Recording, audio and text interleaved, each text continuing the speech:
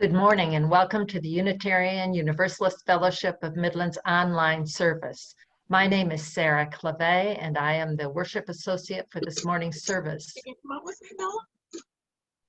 As we begin, let's recognize and offer a happy Diwali to our Hindu friends around the world. If you haven't already, please type into the chat box who you are and who you have brought with you today. Unitarian and inclusive religion. It encourages us to keep open hearts and minds because our own experience and conscience and reason are the final authorities in religion. It affirms the inherent worth and dignity of every person and that we are all connected to each other and the earth. If you are visiting us today, a special welcome to you. We appreciate you spending some of your Sunday morning with us. If you have any questions, please let us know in the chat box, by phone, or through our Facebook page. If you've been attending for some time and have come to feel that this is your spiritual home and you are considering becoming a member of the fellowship, please contact our minister, Reverend Eric Severson, or a member of the welcome team, or let us know of your interest in the chat box. If you have a chalice flame or a chalice or candle at home and would like to join in our chalice lighting remotely, now would be a good time to get that ready. We will be including joys and sorrows this morning as we normally do during the service. You will want to find the participant icon to raise your hand for that. And now we will move on to announcements. You will see them on your screen. With great sadness, we share the news that longtime fellowship member Dottie Mull has died. Dottie died on Sunday, November 8th at Covenant Medical Center in Saginaw. An online memorial service for Dottie is being planned by family members for sometime in December. Watch for details to come. Please hold Dottie's family and friends in your minds and hearts. Considering membership, how do people of diverse beliefs become one congregation? UUFOM and U, virtually led by Reverend Eric Severson, Linda Rector, and Amy Rogers, will be held via Zoom. If you think you have found a spiritual home at UUFOM and are considering becoming a member, we invite you to take part in our orientation, UUFOM and U. Our first session is Friday, November 20th. Please contact Reverend Eric at minister@uufom.org if you are interested in participating. Our virtual annual meeting was held last Sunday. The video is on our YouTube site. Our 2021 slate of officers passed with only one opposed and one abstention, and our 2021 budget was unanimously passed. The board selected the worship and pastoral care teams this year as this year's unsung heroes. If you have a chance, please make sure to check out Chris Nakamura's announcement of the unsung heroes in our newsletter or on our Facebook group to learn about all the wonderful things these two teams have done to keep us connected while we are apart. It's sharing tree time. Tags are available to purchase gifts for those in need at www.uufom.org/2020 sharing tree. Tags will be identified by number. Claim a number or numbers by emailing Wendy at office@uufom.org. Currently, over 10 tags have been claimed. Please return all gifts by December 2nd. Next week's service is Transgender Day of Remembrance. We will honor the memory of transgender and non-binary people who lost their lives to violence in the past year. It will be led by our minister, the Reverend Eric Severson. Watch your email for more announcements in our Candle Flame newsletter. It will be circulated on Fridays. If you wish to submit an article, please email it to office@uufom.org by Wednesday at 5 p.m. to have it included in the upcoming issue. However, the Thanksgiving holiday is coming up, so if you want to get an article in the November 27th edition, there is an earlier deadline, Sunday, November 22nd at 5 p.m. If you have a candle or chalice at home and would like to light it now, please do so. Please join in reading our chalice lighting words today, A Fire in the Universe by Sean Trapp. Our chalice reminds us that the fire within ourselves is the same fire that illuminates the universe. It is our reminder that all is connected, even though the space of the void is vast, and our experience here is but a blip in the cosmic timeline. This flame is our promise that in our smallness and our short time on this earth, that we live intently and deeply, with love for one another, with honesty and integrity, to be guided by rational thought and critical thinking, and with a sense of shared responsibility. For as the late astronomer Carl Sagan reminded us, this pale blue dot is the only home we've ever known. Now Eric will share our opening words.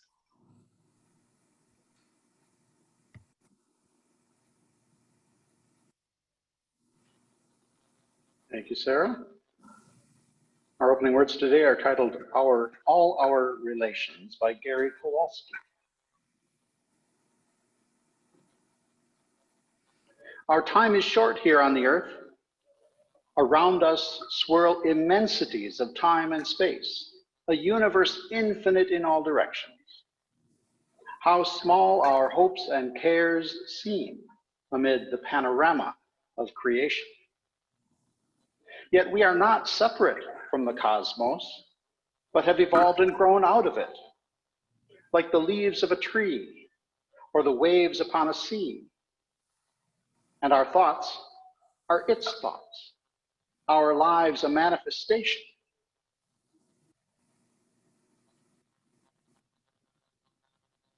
Of never-ending vitality, our spirits a microcosm of the beauty and creativity of the whole. Fill us then with reverence and compassion for all who are our kin, cloud and sun, sibling and cousin, the multitude of beings who share this improbable and never to be repeated moment. All expressions like ourselves of the mind at large, the spirit at play, the dynamism at work, in whom we live and move, and whom we will never know. Thank you, Eric. And now, with your mics muted, please join Melanie Willison in singing our opening hymn, which is number 175. We Celebrate the Web of Life. The words are by Alicia S. Carpenter, and the music is by Melchior Vulpius.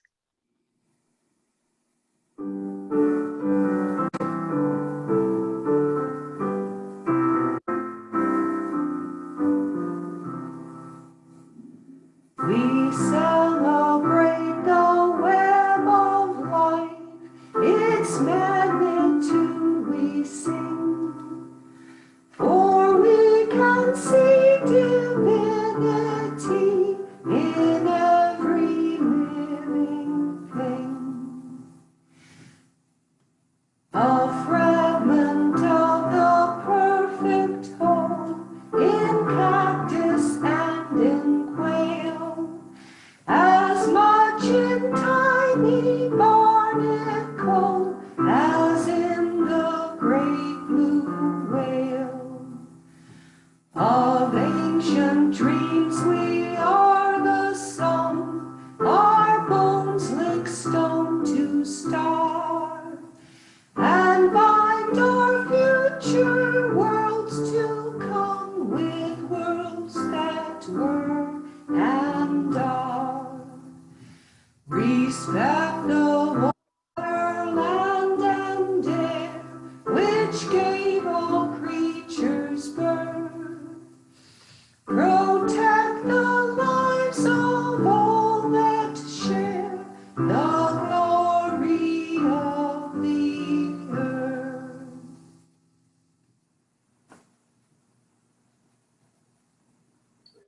I invite you now to center yourselves into a time of reflection, meditation, or prayer. Today's prayer, Bring Us Close to the Earth by Lynn Cox. Spirit of life, ground of our being, root of our unified mystery, growing into myriad branches of expression, bring us together now. Bring us close to the earth, ear to the whispering grass, quietly, attentively, waiting with slow breaths, listening for the very stones to cry out with their rocky stories of tectonic plates meeting and parting, meeting their mineral memories of Hadean days, molten rocks flowing and joining their ancient legends of stars born out of the collapse of other stars. Help us to remember. Help us to piece together our oneness with matter, our oneness that matters. With one more deep breath, may we rise, star-stuffed, walking and rolling across the surface of an impossible blue-green planet. May we join together to heal what is divided. May we find wholeness within, without, among and between. Eternal source, seed of the universe, help us to grow in peace. So may it be. Blessed be. Amen.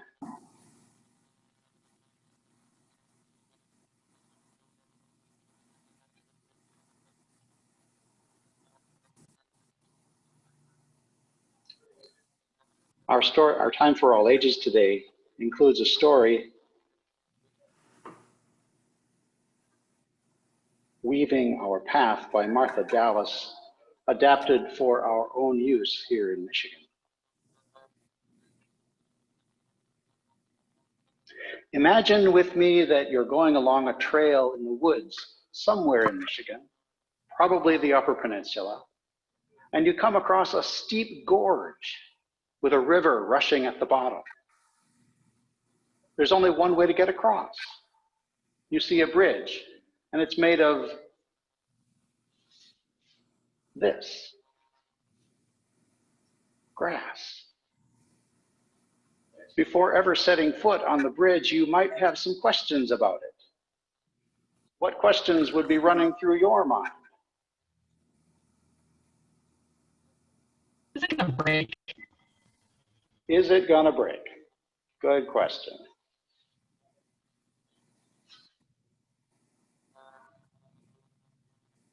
You may have many questions. What I would want to know more than anything is if the people who made the bridge also walked on it, and whether they still use it.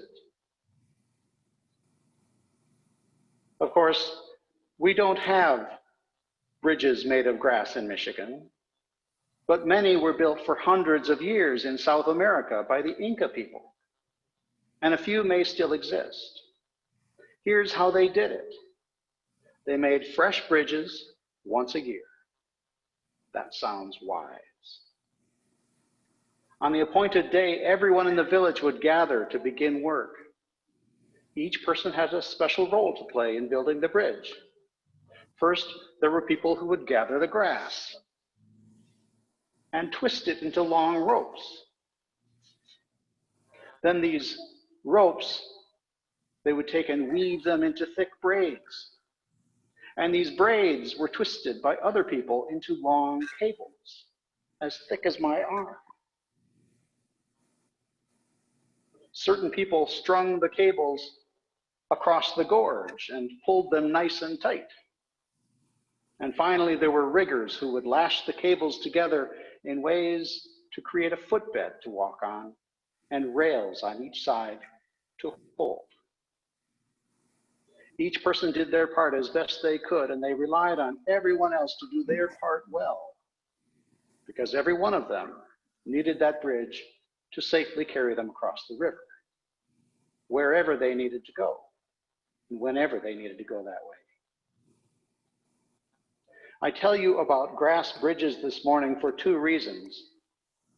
First, it reminds us of how important our small part is when it's part of something big and strong, and even as miraculous as a bridge made of grass.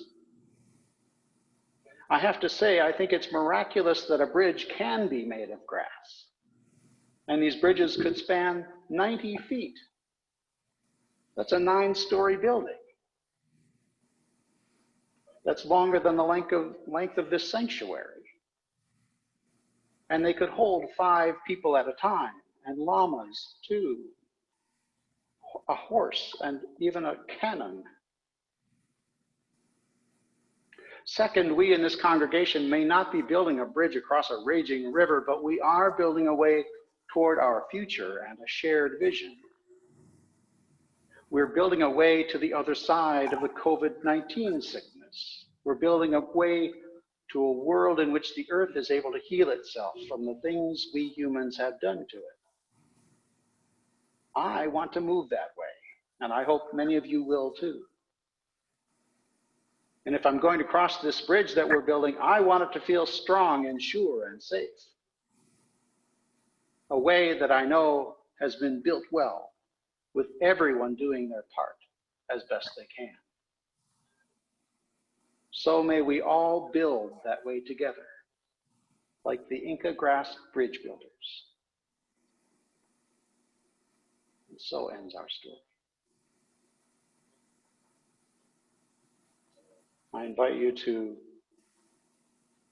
take part in today's choral anthem, Now is the Time for Turning, with music by Craig Courtney, words by Pamela Martin, accompaniment by J.J. Treadway, and slideshow by Sarah Nuss-Warren.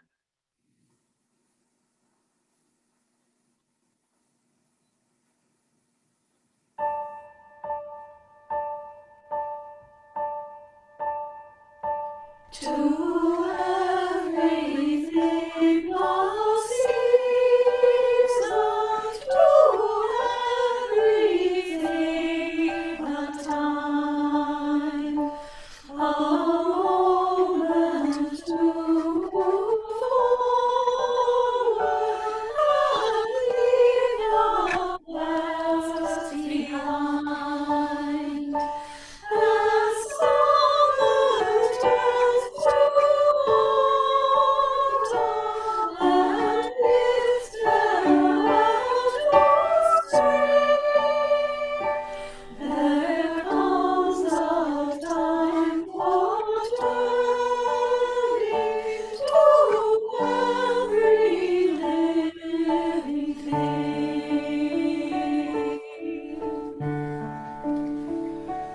The breezes change their direction, the trees turn homeward bound.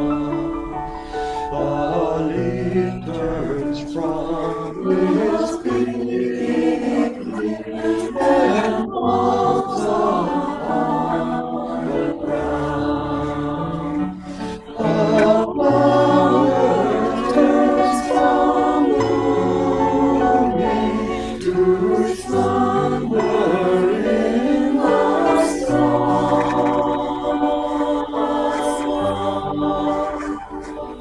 And so to all a season, a time for letting go.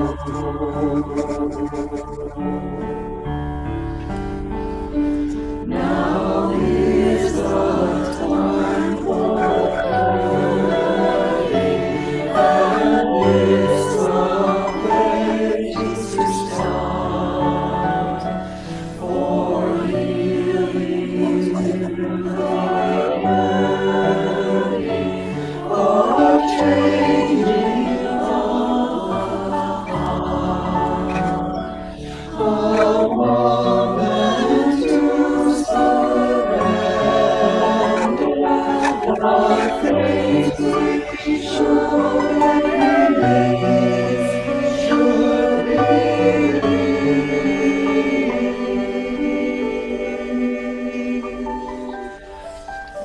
Forgive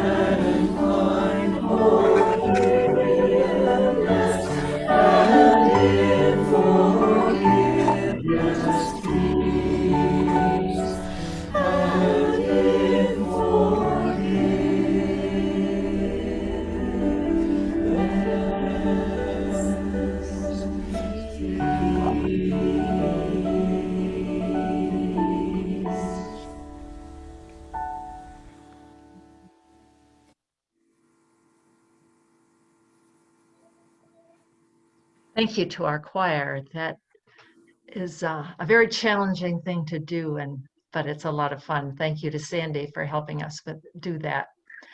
Our reading is excerpts from A Strong Reverence for Life by Carol Hipokowski. Those of us who call ourselves religious humanists have a strong reverence for life. Many of us experience a deep sense of awe before the mystery of life and death, those powers greater than ourselves.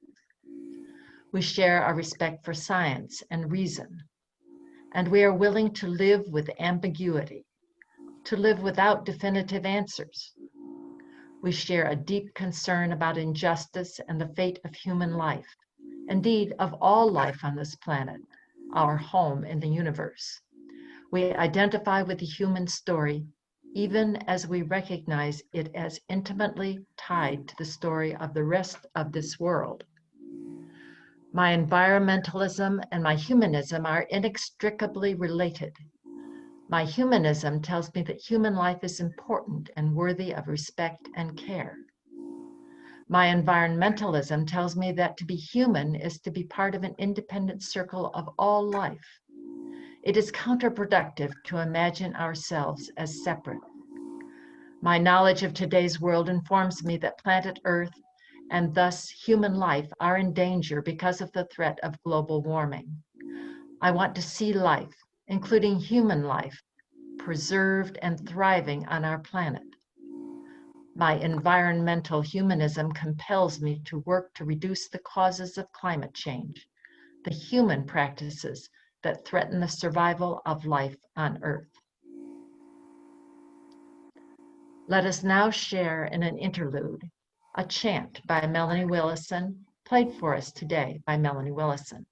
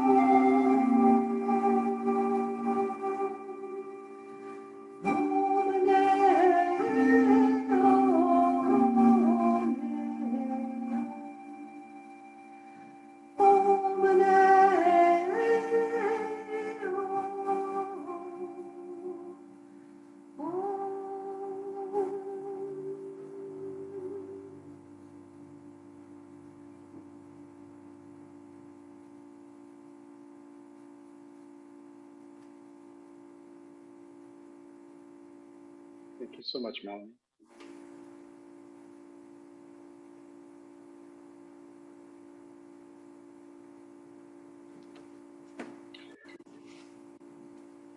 I ask you to imagine with me, maybe it's happened to you in real life. You're out on a sunny day, unlike today. It is summer. You're in a small boat in the middle of a lake. A canoe, a kayak, a rowboat. All is going well. And then your boat starts filling with water. What do you do?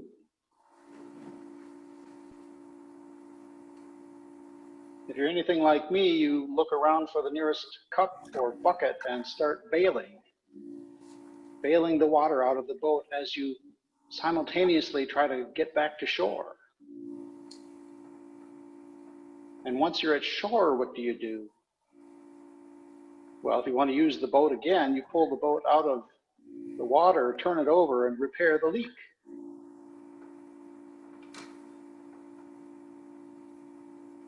We often sing about the earth as our blue boat home. Well, our boat is leaking. Rather, it is experiencing rapid climate change caused by human activity. Don't get me wrong, 75 degrees in early November in mid-Michigan is lovely, but it's not normal. Average November high temperatures here range from 40 to 52. Scientists at NASA, the National Aeronautics and Space Administration, and elsewhere have shown us evidence of rapid climate change that is compelling. Global air temperature rises, decreased snow cover, declining Arctic sea ice, shrinking glaciers, warming and rising oceans, acidification, and more extreme weather events. Others speculate that even a pandemic may be a symptom. Several years ago, policy scientist Ron Brunner of the Aspen Global Change Institute, among others, noted how climate change has brought more frequent and intense floods, high winds, heat waves, droughts, wildfires, and the like. As an aside, there is a very neat but very sobering tool online to see the signs of climate change over time. I invite you to check out NASA's Climate Time Machine. You can either click on the link in the chat or Google it yourself. The vast majority of climate scientists agree that the evidence is irrefutable. School children have written reports on it for decades. Global warming is an existential crisis. But all the changes I just listed are the effects of climate change. The cause is increased carbon dioxide and other greenhouse gases that trap heat in the atmosphere. As this graph on your screen shows, we have increased these gases exponentially since the Industrial Revolution.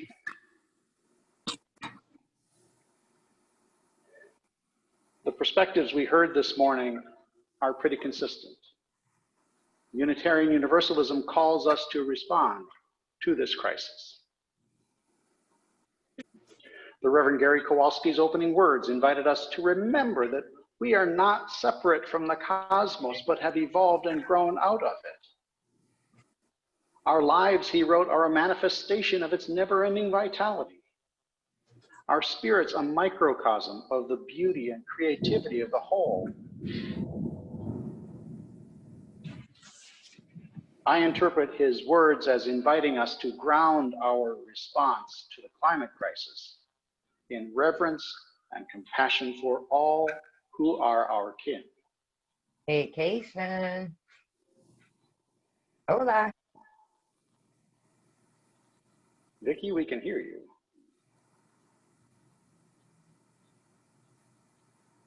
The prayer by the Reverend Lynn Cox invited us to be attentive to the earth, listening even for the stones to tell their stories. She called us to join one another in healing what is divided, that we may grow in peace as we find wholeness within, without, among and between. And I'm sure the Reverend Dr. Carol Hepakoski's reading resonated with many here today. She wrote about how being a religious humanist is inextricably related to her environmentalism. Core to humanism, she said, is a strong reverence for life. And for many humanists, a deep sense of awe for the mystery of life and death, powers greater than ourselves. Human life is important and worthy of respect and care, she wrote, but to be human also is to be part of an interdependent circle of all life. She knows that the planet, and thus human life, is threatened by global warming. So her environmental humanism compels her to work to reduce the causes of climate change. So the question is, how? The United Nations agency assessing the science of climate change is called the Intergovernmental Panel on Climate Change, or IPCC. The IPCC and NASA both are focused on two ways to address the climate crisis: adaptation and mitigation. Adaptation is how we adjust to actual or expected climate and its effects. When we bail water out of our leaky boat, we are adapting to the effects of the leak. Mitigation is what we do to reduce the sources or enhance the sinks of greenhouse gases. When we take the boat out of the water and repair the hole, we are mitigating the cause of the leak. Adaptation addresses the effect. Mitigation addresses the cause. Scientists counsel that responding to climate change will require both: adapting to the climate change already in the pipeline and reducing emissions and stabilizing the levels of heat-trapping gases in the atmosphere. Policy scientist Brunner studied how communities ancient and new have adjusted and coped. For the past 12,000 years, he said, Earth's fairly stable climate has allowed humans to develop life as we know it. Our modern lives are tailored to this climate. But as it changes, we will have to adapt. And while climate change is a global issue, we experience it locally, in floods and storms, for example. And here may be the best place to begin. Years before the Paris Agreement of 2016 to reduce greenhouse gas emissions, a lack of political will among nations led to policy gridlock, and international institutions made very little difference. The accord was endorsed by 196 nations. The United States, after the election of our current president, withdrew from it. Today, most nations' compliance with the agreement's standards has been minimal and insufficient. In the absence of national or international direction, cities and local communities worldwide for decades took matters into their own hands, building flood defenses, planning for higher temperatures, installing water-permeable pavements. Some even led in mitigation efforts, reducing their greenhouse gas emissions and becoming carbon neutral. Brunner described how the most successful groups took action against climate change even though they didn't completely understand what might be needed to reach their goals. It's kind of analogous to our addressing COVID-19. They proceeded by trial and error, building on what worked and setting aside what didn't. They moved ahead pragmatically and creatively, using whatever resources they had. Hopefully, with a new US administration, we will re-enter the Paris Accord immediately, and we'll see more federal leadership. But regardless, we can make changes right here at the city, county, and state level. These changes will require effort, advised Werner, but he advised that we build consensus on local policies, then fund them, implement them, and evaluate them. We'll need to let go of policies that don't work to free up resources for ones that do. And we'll need to be flexible and creative about how to pay for these initiatives. We won't have to reinvent the wheel, though, because other communities have led the way.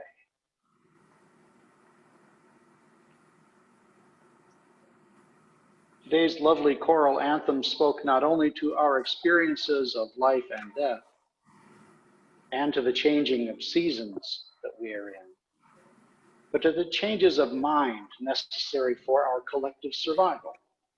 Now is the time for turning, and this the place to start. Now is the time for a changing of the heart. Now is the time to release whatever has been keeping us from acting: fear and denial, bureaucracy and red tape, political differences and competing ideologies. Now is the time to forgive and find forgiveness so that we can get on with saving the planet and ultimately find peace. Last week, I mentioned that solutions to heal our social fabric might involve changes at the internal, interpersonal, and systemic levels. I think the same holds true for healing the planet. Internally, we need to understand our privileges and our personal limits. We need to learn all we can about our impact, regardless of our intent. Interpersonally, we can balance different choices as consumers: paper or plastic or cloth bags, disposable or reusable bottles and cups, omnivorous or vegetarian diets, landfill or compost and recycle, round-the-world trips or local staycations. We can engage with friends and neighbors, and we can share what we learn from each other. Like all the members of an Incan village, rolling and twisting and braiding grass into strings, strings into ropes, and ropes into cables to build a bridge. So can we, each of us, do our part. It may take a sustained annual effort. It may take generations, but we can build a sustainable future for our children and give the earth the time it will take to heal. We can multiply our efforts by joining organizations and movements like the Michigan Climate Action Network, Friends of the Earth, or Citizens Climate Lobby. We can follow and support the climate work of NASA and the United Nations. We can insist on US adherence to the Paris Agreement's emission standards. We can support renewable energy development, join boycotts and protests, and lobby our elected leaders for wise public policies. There's so much we could do. We Unitarian Universalists are called by our principles to love one another and the earth. We are called by our circumstances to adapt and to mitigate. With our responses to COVID-19, we've already proved that we can. We can't pull our boat out of the water to repair it. We'll have to repair it while we're rowing and bailing water. We'll need to adapt and mitigate together to turn things around.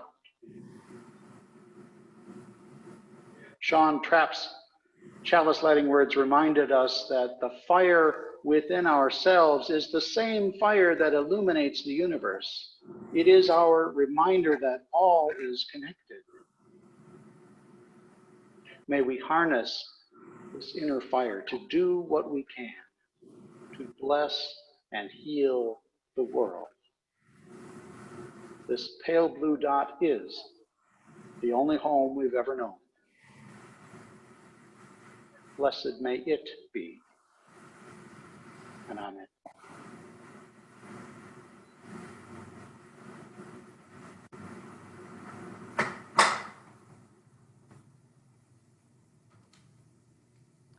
Thank you, Eric. We affirm the work of this fellowship and its mission through our financial contributions.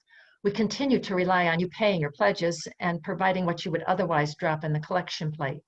While our in-person activities may be suspended, our staff continue working hard to provide the services we need. They and the bills still need to be paid. Please give as generously as you can, and may what you give bring you joy. Please take this time to write a check if you wish and mail it to the fellowship at 6220 Jefferson Avenue, Midland, Michigan 48640. To donate online, please stay after the service for instructions. Another option is to set up bank auto pay, which can be arranged by asking our treasurer, Vicki, for the UUFOM checking account number, and then having your bank set up a regular payment from your account. Thank you for your generosity. Let's share now in an offertory, Turn the World Around by Harry Belafonte, played for us today by Melanie Willison.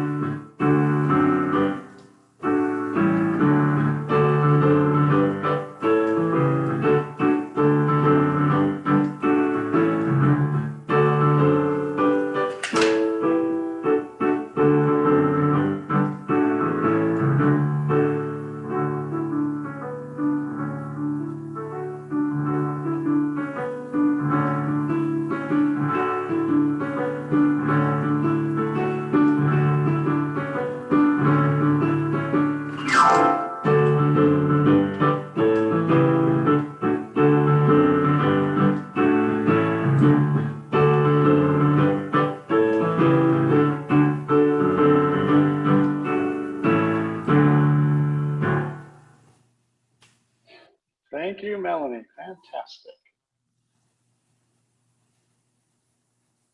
Our closing words today are by the Reverend Dr. Rebecca Parker. They are substantial enough that we are splitting them into two readings, divided by our closing hymn. So let me begin.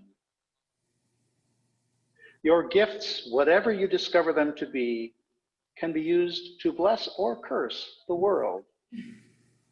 The mind's power, the strength of the hands, the reaches of the heart, the gift of speaking, listening, imagining, seeing, waiting. Any of these can serve to feed the hungry, bind up the wounds, welcome the stranger, praise what is sacred, do the work of justice, or offer love. Any of these can draw down the prison door, hoard bread, abandon the poor, obscure what is holy, comply with injustice, or withhold love. You must answer this question. What will you do with your gifts? Choose to bless the world. And now, with your mics muted, please join Melanie in singing our closing hymn, 298, Wake Now My Senses, verses 1, 3, and 5.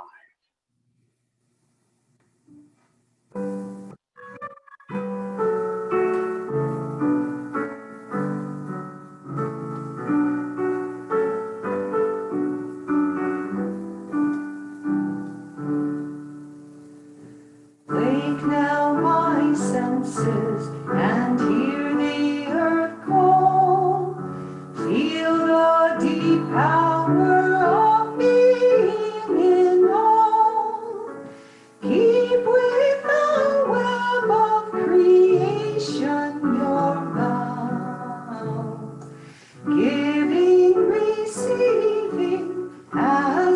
love shows us how. Wake now, compassion, give heed to the cry. Voices of suffering fill the wide sky.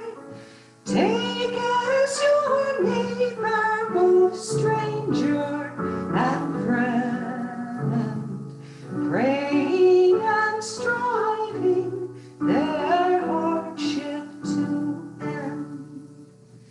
Wake now, my vision of ministry clear. Brighten my pathway with radiance here. Mingle my calling with all who will share. Work toward a planet transformed by our care. Thank you again, Melanie.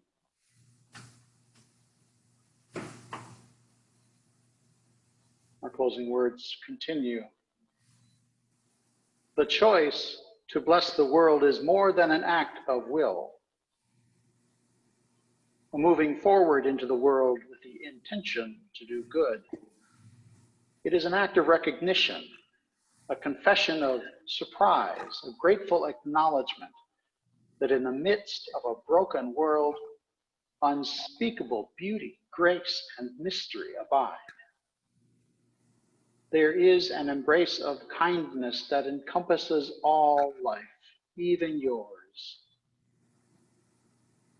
And while there is injustice, anesthetization, or evil, there moves a holy disturbance, a benevolent rage, a revolutionary love, protesting, urging, insisting. That which is sacred will not be defiled. Those who bless the world live their life as a gesture of thanks for this beauty and this rage. The choice to bless the world can take you into solitude to search for the sources of power and grace, native wisdom, healing, and liberation. More, the choice will draw you into community, the endeavor shared, the heritage passed on, the companionship of struggle, the importance of keeping faith, the life of ritual and praise, the comfort of human friendship, the company of earth, the chorus of life welcoming you. None of us alone can save the world. Together, that is another possibility waiting.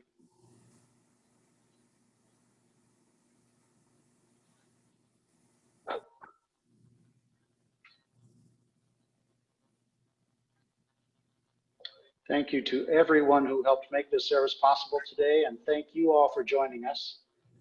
If you can stay to chat, great. If you need to go, we'll understand. Whatever you may encounter in the coming week, please know that the love of this community goes with you.